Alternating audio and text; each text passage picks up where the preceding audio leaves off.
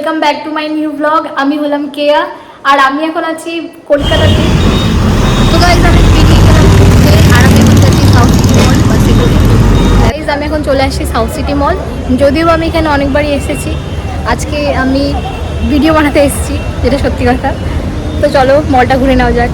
তোমরা দেখতে পাচ্ছ কত সুন্দর সাজিয়েছে, এরকমই থাকে সবসময়, খুব সুন্দর সাজানোই থাকে এই মলটা। উপরেও আছে,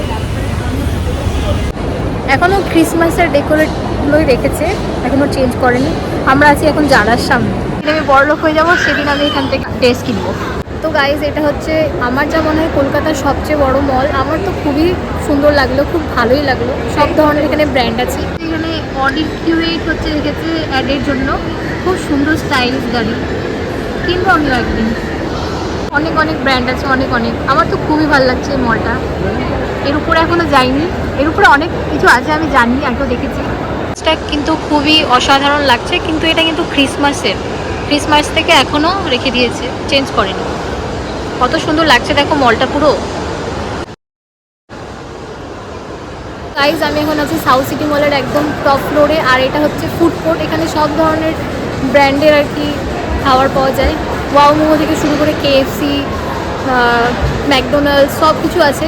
আর এখানে সব ধরনের খাবার কত বড়, যার যেমন করে ইচ্ছে সেখানে বসে খেতে পারে। আর অনেকে সাবওয়ে ওয়াও মোমো। গাইজ আমি এখন ফাইনালি পিজাটা এনেছি। এতক্ষণ ধরে ডমিনোজের ওখানে লাইন দাঁড়িয়েছিলাম, ফাইনালি আমি আমার পিজা এনেছি।